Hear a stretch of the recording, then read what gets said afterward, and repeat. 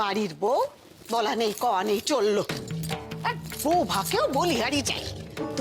বলরাম, বলরাম, এই করো কমছিলা, এখানে দাঁড়িয়ে দাঁড়িয়ে আমার কথা গিলছিস? হ্যাঁ, যা যা হেসেলে যা, প্রভা ডাকছে শুনতে পাচ্ছিস না?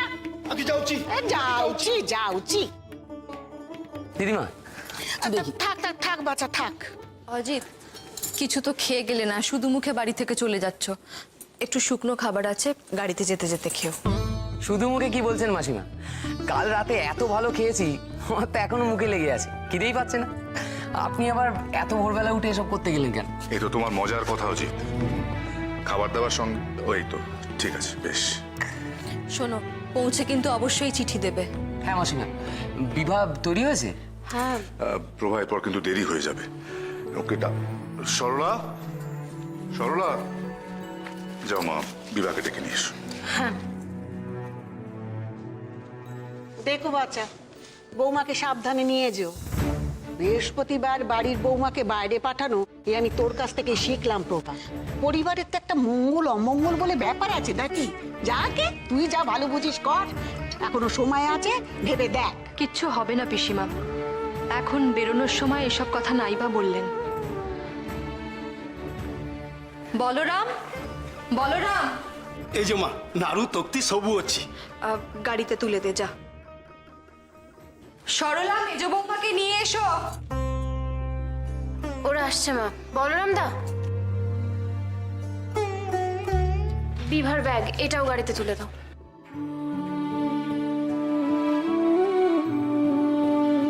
এই তো বিবাহ এসে গেছে, আয়।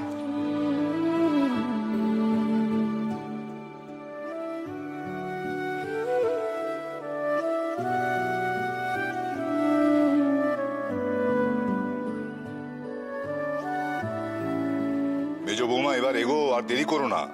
তুমিও আবার ওই রেলের বাঁশি শুনে বাড়ি থেকে বেরোনোর অভ্যেস করে ফেরো না।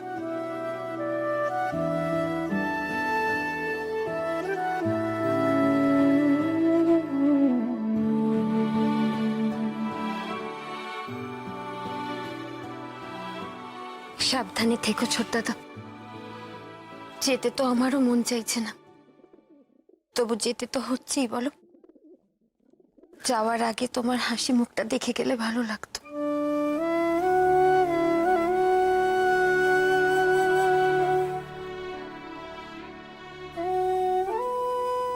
আপনি কয়েকটা দিন এই বাড়িতে থেকে যান না অনুমাসী।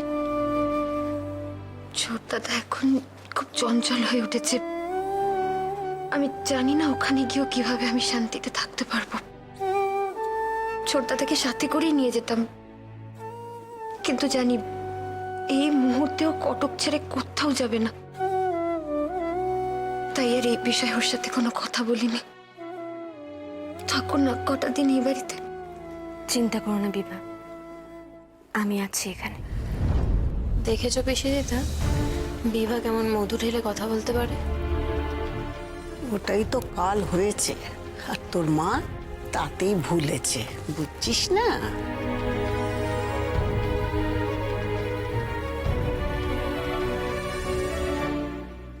আপনি নিশ্চিন্তে থাকুন মেজো বৌদিদি, আমি ভালো থাকবো। মা আপনাদের খাবার গাড়িতে দিয়ে দিয়েছে। আর পরিষ্কার জল ছাড়া খাবেন না, কিন্তু জল থেকেই পেটের রোগ ছড়ায়। আর যদি সবাই যেটা জানতো, বোধহয় এই মহামারীটা লাগতো না। তবে হয়তো আমাকেই আর এ বাড়ি ছেড়ে যেতে হতো না এখন। বিভা, আমাদের আর দেরি করা ঠিক হবে না, বুঝলি?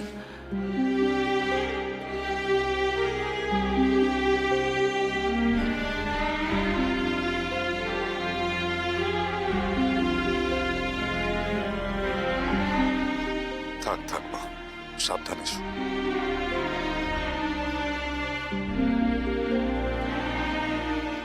থাক বাচ্চা থাক।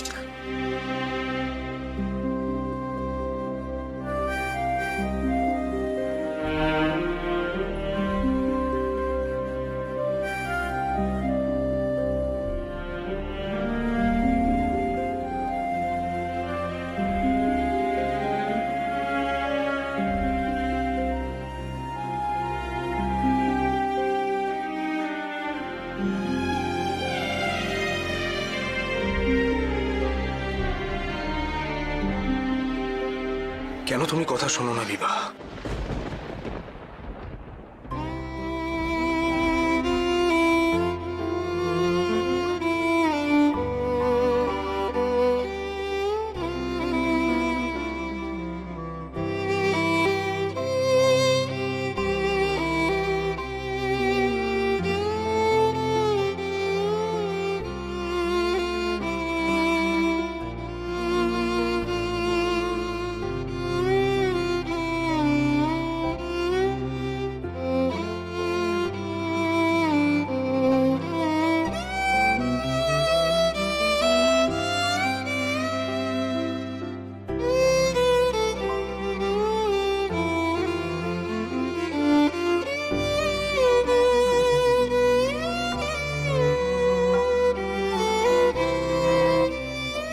শরৎ, যাও ওদের এগিয়ে দিয়ে এসো।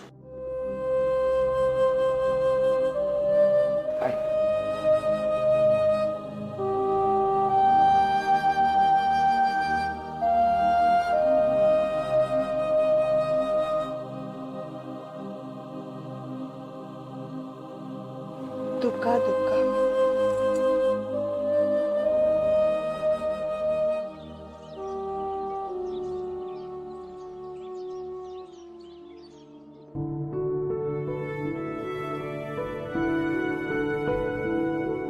সরলা, ডালটা নিয়ে এসো। এই যে মা। দিয়ে দাও। শরৎ, খাবে এসো। বড়দিদিরা পৌঁছে সংবাদ পাঠিয়েছে, ওরা ভালো মতো পৌঁছে গেছে।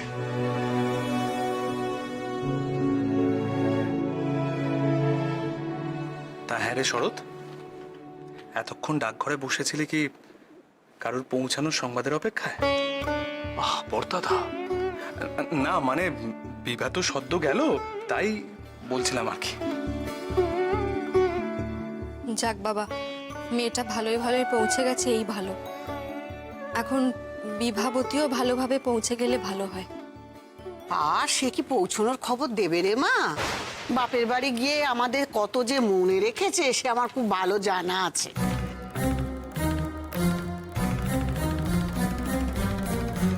পিসি দিদিমা, বিভা কিন্তু ওরকম মেয়েই নয়। বিভা নিশ্চয়ই জানাবে।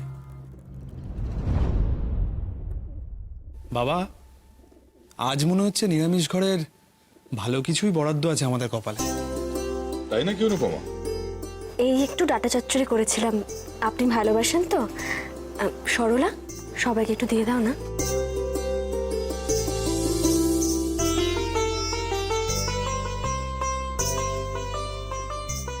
সর্বনাশ, আজ তো আমার কোর্টে যেতেই দেরি হয়ে যাবে।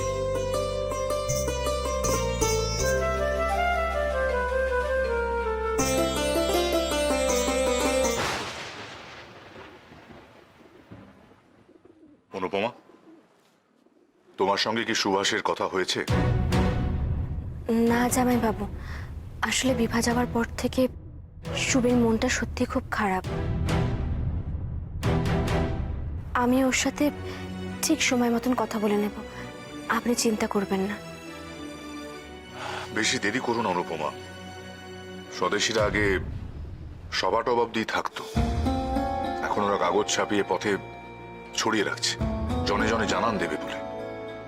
এর প্রভাব সুভাষের মতন ছেলেদের উপর পড়তে বাধ্য, আর আমি এটাই আটকাতে চাই।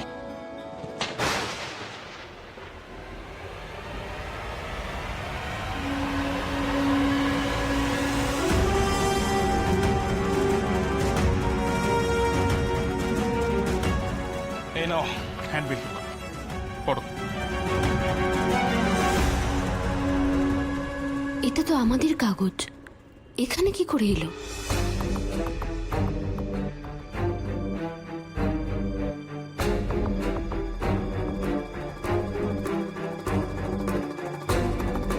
আমার খেলনাটা ওই তো। রনো, আবার তুমি বইয়ের পাতা ছিঁড়ে খেলনা বানিয়েছো? বইয়ের পাতা নয়, এটা সুবীর ঘরে পড়েছিল, আমি এটা দিয়েই বানিয়েছি। এটা এটা সুভাষের ঘরে গেল কি করে? এই তো দেখুন, দেখি কি ব্যাপার কি রনো? স্কুলে যাওয়ার সময় হয়নি, তুমি খেলা করে বেড়াচ্ছ এখনো? অনুপমা, দেখি তো কাগজটা কি। থাক না জামাইবাবু, আপনাকে আর খেতে খেতে উঠতে হবে না। অনুমাসি, ওটা দাও আমার কাছে দাও। স্কুলের সময় ওটা নিয়ে খেলা চলতেই থাকবে। একবার রনো, একবার সুনীল, একবার সুধীর। দাও আমার কাছে দাও।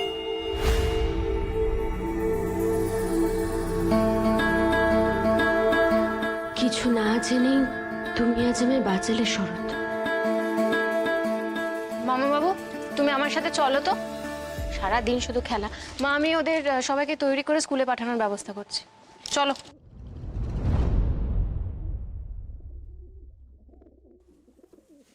আপনি পৌঁছানোর পর গাড়িটা যদি একটু পাঠান, আমি তাহলে একটু বেরোবো। ও মা, তুই আবার কোথায় যাবি প্রভা? আমার একটু কাজ আছে। সে কাজ ছেলেরা কেউ করে দিলে হয় না। না, আমাকেই যেতে হবে। ঠিক আছে প্রভাব, দেখে শুনে বেরিও তবে। লিফলেট নিয়ে কিন্তু রাস্তায় বিক্ষিপ্ত অশান্তি হচ্ছে। সাধারণ মানুষকে বিপদে ফেলে এ কোন বিপ্লব করছে এটা কে জানে। কাজেই যেখানেই যাবে শরৎকে সঙ্গে করে নিয়ে যাবে। শরৎ, তুমি যাবে মায়ের সঙ্গে। হ্যাঁ বাবা।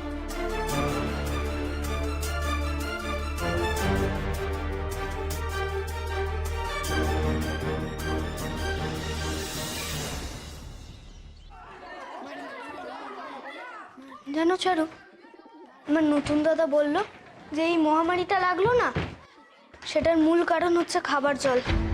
বলে তো সুভাষ, আমিও তাই ভাবছিলাম, যারা খাবার খেতে পাচ্ছে না অথচ খাবার জল খেয়ে বেঁচে আছে, তারাও কিভাবে পেট ব্যথায় কষ্ট পেয়ে মারা যাচ্ছে। ঝড় বৃষ্টিতে জল খুব নোংরা হয়ে গেছে, ওই জল খেতে গেলে তো সবাই মারা যাবে। আমাদের কোনো একটা ব্যবস্থা করতে হবে, সবাইকে বলতে হবে ব্যাপারটা। আমরা এসব কি করে করব? আমরা তো ছোট। মেস দাদা কি বলে জানো চারু? ছোট ভাবলেই ছোট, আর বড় ভাবলেই বড়। নন্দ, গোপাল, তোমরা কোথায় আছো? একবার এসো না।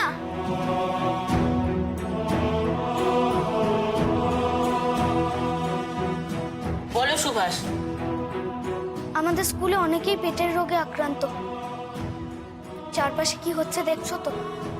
তোমরা কিন্তু কেউ ফোটানো জল ছাড়া খাবে না, রোগ হবে। ফোটানো জল? সে তো বাড়িতে থাকে। তাই খাবে।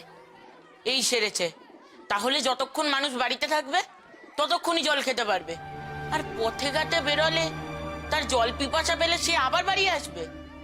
আর আমিও তো স্কুলে আসলে 4-5 বার জল খাই। তাহলে আমিও 4-5 বার বাড়ি যাব? পথে আমাকে কে বা ফোটানো জল দেবে বলো? কথাটা ঠিক বলেছো গোপাল। আমার মেজ বৌদিদি তো বাইরে গেছে, রাস্তায় যদি জল তেষ্টা পেয়ে যায় কি করে জল খাবে? কিন্তু একটা উপায়ও আছে। কি উপায়? আমরা যদি সকলে মিলে পথে নামি, সবার জল খাওয়ার ব্যবস্থা করে দিতে পারি, তাহলে মানুষকে ভালো জল খাওয়ার কথাটা বলাও যাবে, আবার তাদের তৃষ্ণাও মেটানো যাবে। তাহলে তো খুব মজা, স্কুলে আর ক্লাস করতে হবে না। গোপাল, তুমি না বড্ড গোল করো মাঝে মধ্যে। না না, কেউ পুরো দিন স্কুল কামাই করব না, দুজনে মিলে একটা ক্লাস কামাই করবে। আর সেই সময় ওই দুজন জলছত্রের কাজ করবে, বোঝা গেল? যারা জলছত্রের কাজ করবে তারা ওই ক্লাসের পড়া করবে কি করে? বাকি বন্ধুরা যারা ক্লাসে থাকবে তারা ওই ক্লাসের পড়াটা করিয়ে দেবে। আগে বলো, নিজেরা রাজি তো তোমরা? নিজেদের মধ্যে তালমিল থাকাটা সব থেকে বেশি প্রয়োজন, নইলে কোনো কাজই হবে না।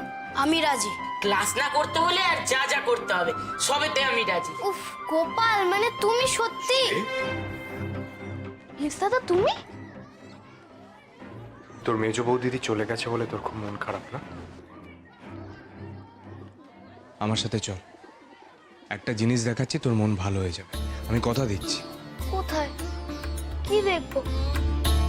মেজ বৌদিদি ফিরে এসেছে? তবে আমার নতুন গাছটা অনেক ফুল হয়েছে। এটাও মিলল না। তাহলে কি হয়েছে বলো না। সুবীর, তোর একদম ধৈর্য নেই। আয় আমার সাথে, আয়, আমি দেখাচ্ছি।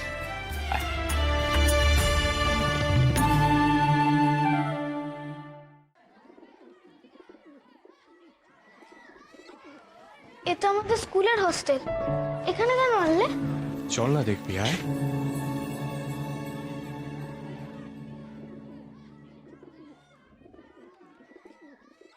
ওই দেখ ছবি।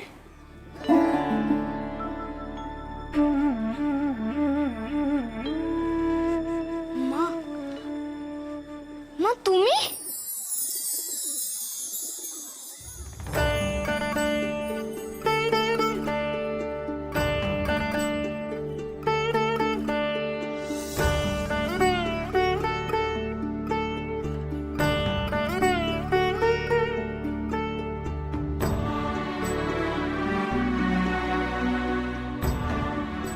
মা, ও মঙ্গল, ও সুবীর আর ও নীরেন, ওরা সবাই আমার স্কুলে পড়ে। ঝড়ের পর থেকে ওরা অসুস্থ হয়ে পড়েছে। আমি কি করে ওদের ছেড়ে যাব বলো মা? তাই তো আমি আর তোমায় বাধা দিইনি সুবি। আমি জানি তোমাকে যত ধরে রাখতে যাব তত তোমাকে হারাবো।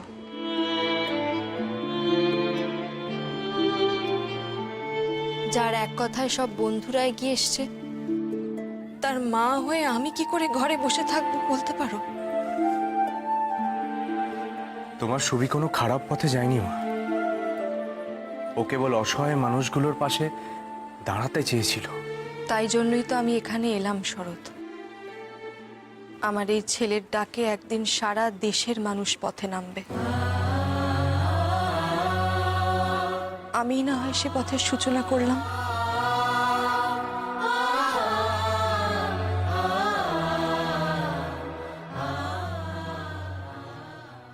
মা জানো, আজকে আমার খুব আনন্দ হচ্ছে। তুমি কোনো কাজে আমার পাশে থাকলে আমার একটুও ভয় লাগে না। কখনো মনে হয় না যে আমি পারবো না। মা, আমি মানুষের পাশে থাকতে চাই। কথা দিচ্ছি কখনো পড়াশোনার ক্ষতি করব না, কিন্তু আমাকে এসব থেকে সরিয়ে নিও না মা। আমার খুব কষ্ট হয় মা, কারুর কষ্ট দেখলে। বেশ, তুমি মানুষের পাশে থেকো, আমি কখনো তোমাকে বাধা দেব না। সেই অনুমতি আজ থেকে আমি তোমাকে দিলাম। শুধু একটা অনুরোধ সুবি, মাকে কখনো কাঁদিও না।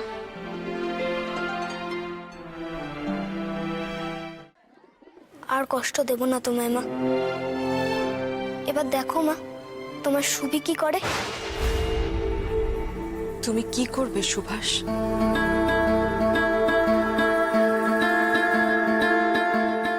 বলো সুবি, কি করবে তুমি? ভয় নেই মা, ঝড়ের মধ্যেও যাব না, অসুখের মধ্যেও যাব না। আচ্ছা মা, মঙ্গল এখন কেমন আছে?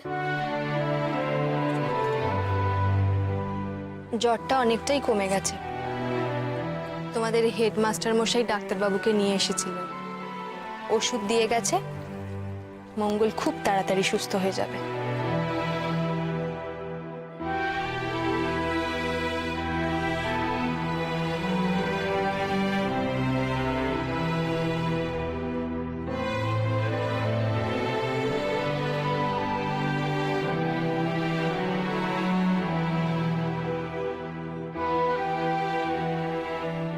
তুমি কোথায়? তুমি কে? তুমি তো আমার মা না। আমি তোমার মায়েরই মতো বাবা। মঙ্গল, আমায় চিনতে পারছো ভাই? আমি সুভাষ, তোমার স্কুলের বন্ধু। চিনতে পারছি। মঙ্গল, মঙ্গল, না না, উঠতে হবে না। তোমার শরীর এখনো সুস্থ হয়নি।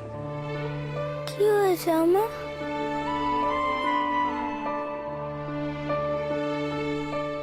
ঝড়ের মধ্যে জঙ্গলে তুমি গাছের নিচে চাপা পড়ে গিয়েছিলে। তোমার বন্ধু সুভাষ তোমাকে নিয়ে এসে ডাক্তার দেখিয়ে সুস্থ করে তুলেছে।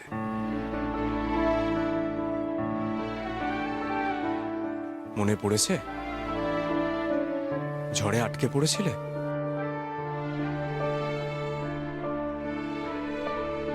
আমি তো ভেবেছিলাম আমি বোধহয় মরেই গেছি। মরবে কেন মঙ্গল? আমাদের তো অনেক দূরে যেতে হবে। সুভাষ, তুমি আমাকে বাঁচিয়েছো।